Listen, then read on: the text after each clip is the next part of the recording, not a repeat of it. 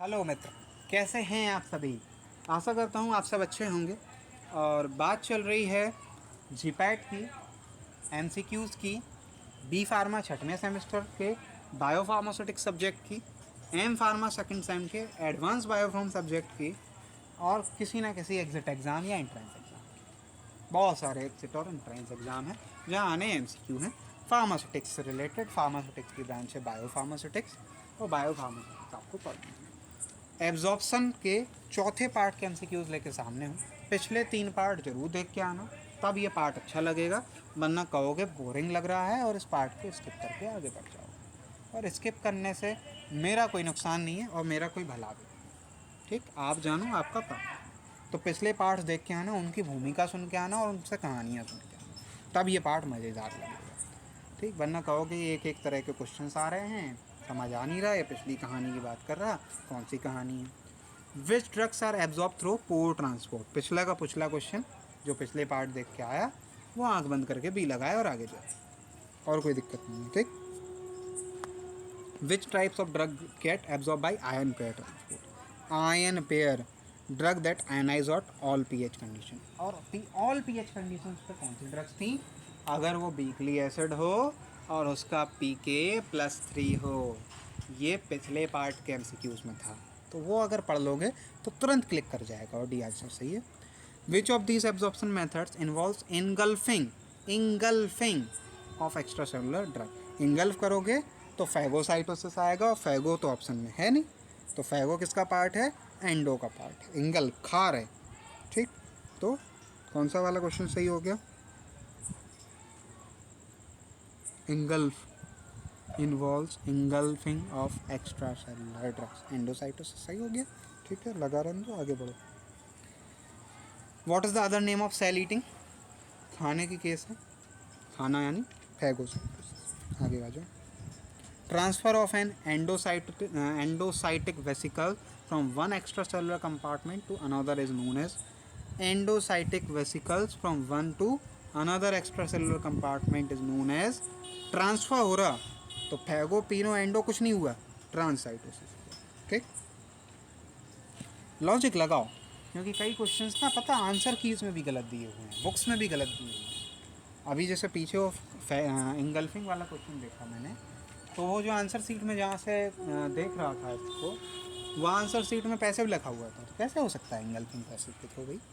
A drug can be absorb by more than one mechanism, हाँ हो सकता है, ट्रू है। Which of the following is carrier mediated transport? Carrier mediated कौन सा था? एक्टिव था, पैसिव था, कौन सा था? कैरियर लग रहा। कैरियर को एनर्जी कहाँ से मिल रही थी? एटीपी के हाइड्रोलिसिस से, और एटीपी तो भैया एक्टिव नहीं लगेगी। तो ये कहानी जो अब ये जल्दी जल्दी जो क्वेश्चंस बढ़ाता जाऊंगा, जितने पार्ट्स आते जाएंगे उतना मैं तेज़ होता जाऊंगा, क्योंकि मुझे वो 18 मिनट का ब्रेक तोड़ना है, मुझे 10-12 मिनट में क्वेश्चंस पूरे कराना।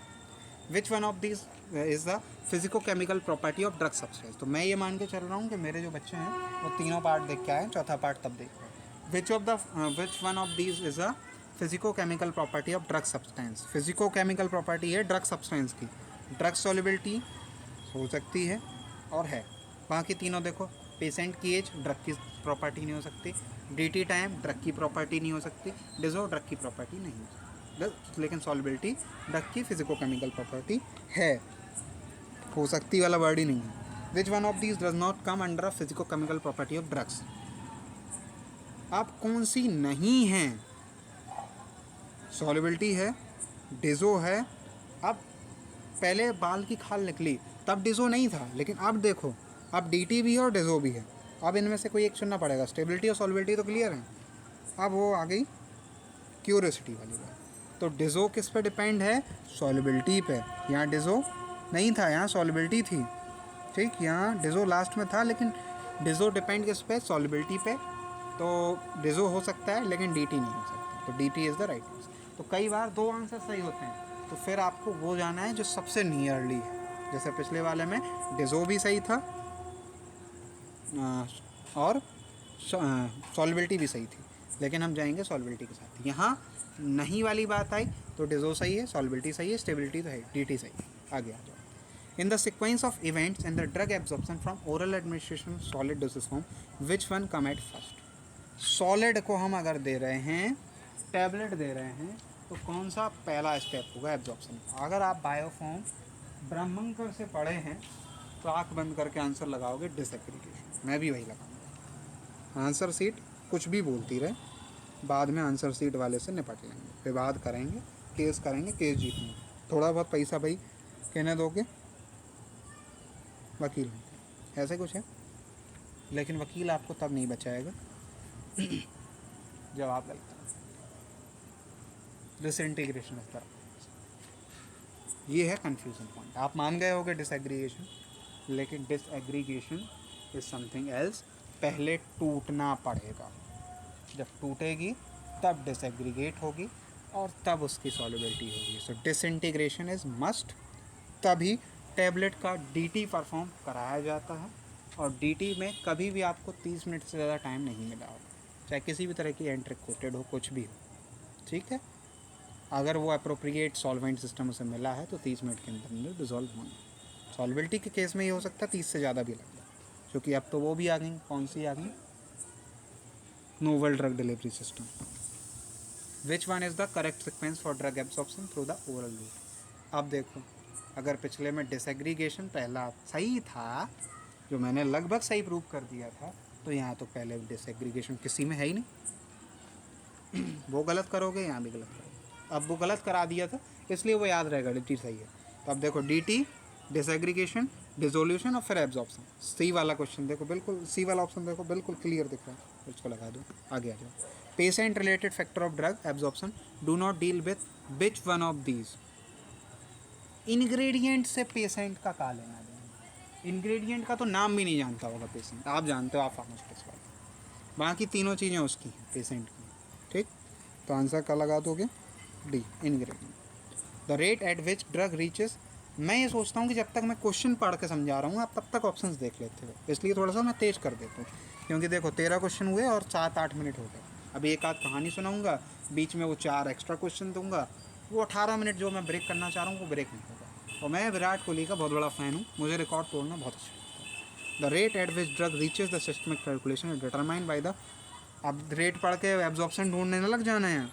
Drug reaches the systemic circulation is determined by the slowest of the various steps involved in the sequence. This is known as slowest की कहानी है, slowest point है, क्यों है भाई ये slowest है?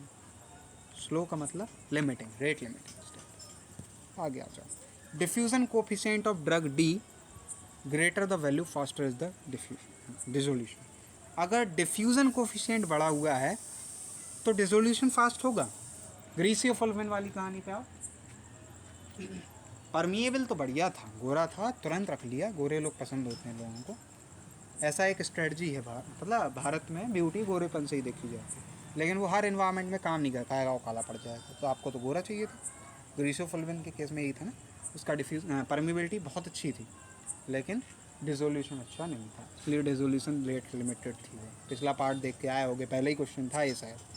तो diffusion coefficient of drug D greater the value faster is the diffusion dissolution. Diffusion होता तो ठीक था। तो सही है या गलत है? सही है, ठीक। आगे बढ़ो।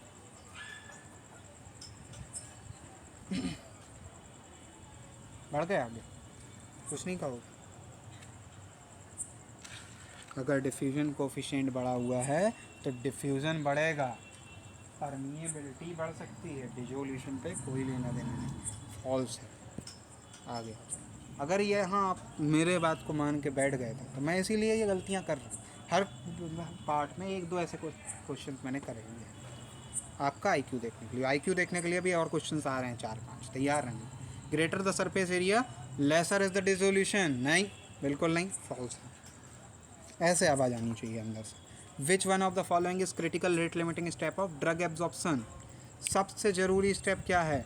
ड्रग का साइज, पोरस पार्टिकल का size, rate of dissolution, rate of drug disintegration. Rate limiting step कौन सा हो सकता है? Rate limiting step, rate limiting हो सकता है रेट ऑफ डिसोल्यूशन, क्योंकि जब डिज़ोल्व होगी तब एब्जॉर्ब होगी। परमिएबिलिटी लाख अच्छी बनी रहे, डिसइंटीग्रेशन लाख अच्छा हो जाए, साइज लाख अच्छा हो, पोरस पार्टिकल लाख अच्छे हों, लेकिन एब्जॉर्प्शन नहीं आएगा जब तक डिजॉल्व, अगर ओरली दिए तो। विच sentence will define the dissolution rate?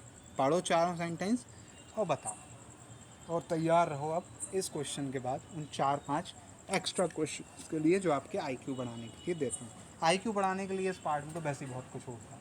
2 question पे बाद बनाया, एक पे तो आगे तक निकल गया। विच sentence will define the dissolution rate?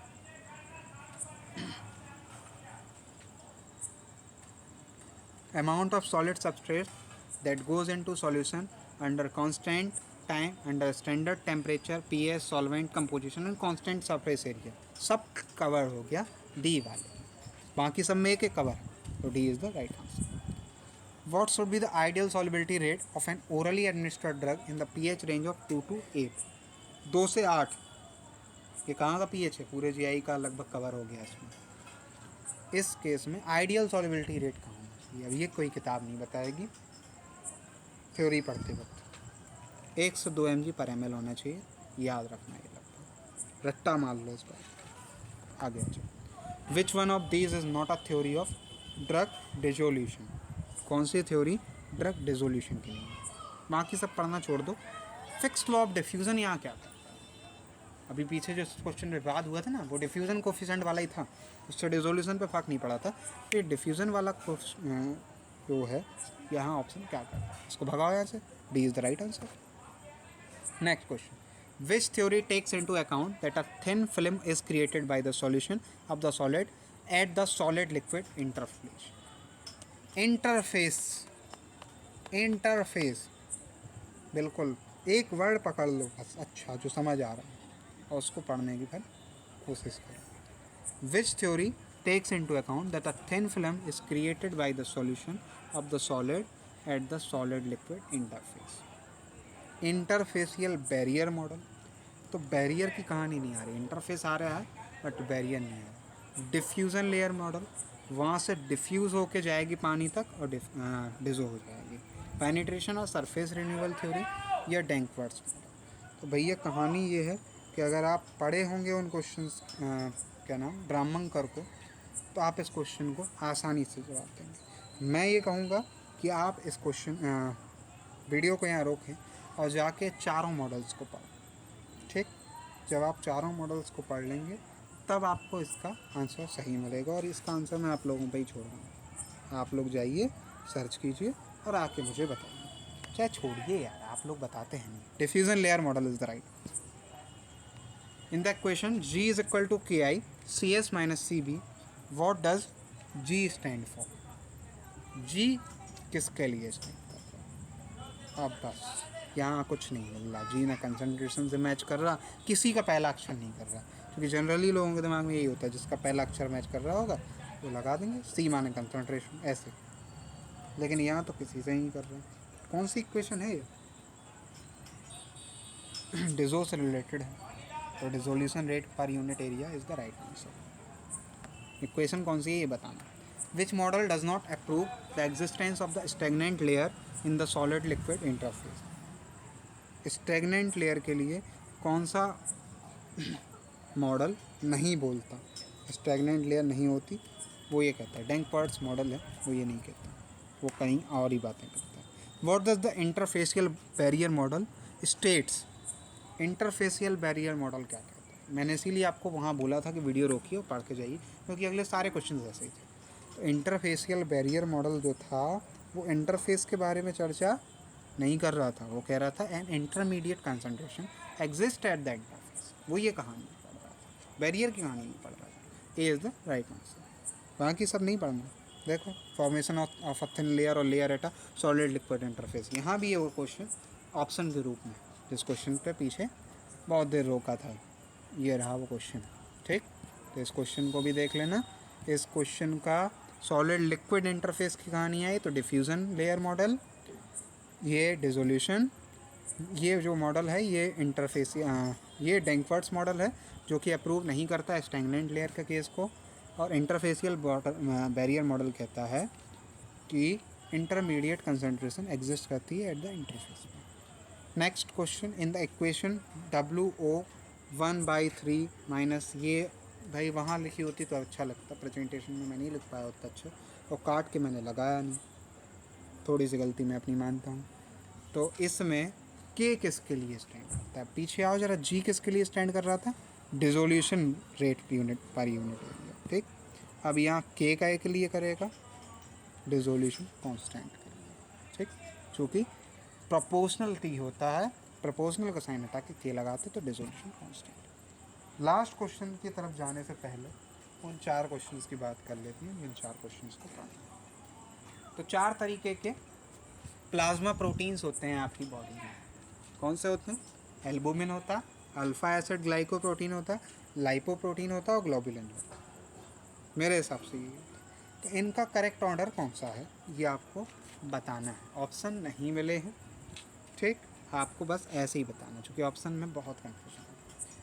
Albumin सबसे ज़्यादा अच्छा कनेक्ट करता है, फिर अल्फा एसिड है, फिर लाइपोप्रोटीन और फ्लोग्लोबुलिन है। मैंने जो ऑर्डर बोला था वो ऑर्डर ही ऐसे याद कर रखा, क्योंकि एल्बुमिन में AL है, तो AL, A फर्स्ट है, L है, फिर B है, B यानी AB, तो ALB, B पहले आ गया, फिर अल्फा ग्लाइकोप्रोटीन, तो AL सेम था लेकिन B पहले आया, F बाद में आया, तो एल्बुमिन फिर अल्फा एसिड, फिर गए तो फिर आया लाइपोप्रोटीन, फिर लाइपोप्रोटीन बीच में क्यों आ गया, क्योंकि वो लिपिड से रिलेटेड है, तो लिपिड वाले से इंटरेक्ट कर लेंगे। ये एक थ्योरी बनाने की कोशिश कर रहा हूँ, लॉजिक की नहीं, और फिर globulin is the right answer, ठीक। तो इस तरीके से एक कहानी बना लेना और इसको याद करना। अगला question, in the case of carrier mediated transport the number of carrier is limited. Lift के केस में लिफ्ट लिमिटेड है, the system is capacity limited, lift में भी 4 लोग ही बन सकते हैं, that is at higher drug concentration the system becomes saturated and approach a state which is called, steady state नहीं कहेंगे, फिर भी ऑप्शन दे रहा हूँ, स्टेडी स्टेट, एसिम्प्टोमेट, बोथ या नहीं, एसिम्प्टोमेट इसको कहेंगे। ये विवादित क्वेश्चन हैं और IQ बढ़ाने के लिए ऐसे विवादित क्वेश्चन देने पड़ते हैं, मजबूरी है। IVIC, in vitro in vivo correlation, has been categorised in कितने लेवल्स में, 4 में, 3 में, 2 में या 1 में, 3 लेवल में, ABC, ठीक। अगला क्वेश्चन, चौथा, the following the molecular weight of human serum albumin is, albumin का मॉलिकुलर वेट कितना है, 44,000, 65,000, 59,000, 1,34,000, 65,000, फिट बैठे 65,000 इज द राइट आंसर, ठीक। अब रहने दें, चलो एक फार्मूला बोल रहा हूँ लास्ट क्वेश्चन के तौर पर, apparent volume of distribution is equal to amount of drug in the upon plasma drug concentration. In the क्या होगा, plasma, body, liver, kidney. Plasma blood का पार्ट है लेकिन ब्लड नहीं है, बॉडी में पूरा ब्लड है, लीवर और किडनी से लेना देना नहीं, तो body is the right answer. Last question की चर्चा करते हैं और रहने देते हैं, क्योंकि बहुत कन्फ्यूज़न इस वीडियो में किया, वो 18 मिनट पार हो गए, मैं वो रिकॉर्ड नहीं तोड़ पाया। Which are the 2 rate determining step of drug absorption when given orally. Orally जब दिया है और रेट डिटरमाइन करना है तो पहले तो डिसइंटीग्रेशन देख लो और फिर डिजो देख लो, बस, ठीक है, सही है, अच्छा नहीं लगा लेकिन हमें, ठीक, क्योंकि DT और डिजो लगभग एक तरह के। मैं ये कहूँगा कि डिजो देख लो और परमिएशन थ्रू मेम्ब्रेन देख लो। क्यों, क्योंकि बायोफार्मास्यूटिक्स के क्लासिफिकेशन में डिसइंटीग्रेशन की तो बात ही नहीं कही, टूट तो जाएगी कभी ना कभी, वहाँ बात की गई है हाई सॉल्युबिलिटी और हाई परमिएबिलिटी, टाइप 1+। तो परमिएबिलिटी देख लो और डिजो देख लो, ओरली अगर देंगे तो C is the right answer. फिर एक बार विवाद बना है, 19 मिनट के पार करा दी, अब तो भाई दिमाग के नशा चढ़ जाएंगे, तो अब रहने देते हैं, धन्यवाद। आगे के क्वेश्चंस के लिए तैयार रहिएगा, क्योंकि GPAT के क्वेश्चंस हैं तो हार्ड होते हैं, लेकिन ठीक है, चलता है। M फार्मा का भी ध्यान रखना, तो हार्ड हैं क्वेश्चंस, ठीक है। मिलते हैं अगले पार्ट में, तब तक के लिए धन्यवाद, मिलते हैं, बाय बाय।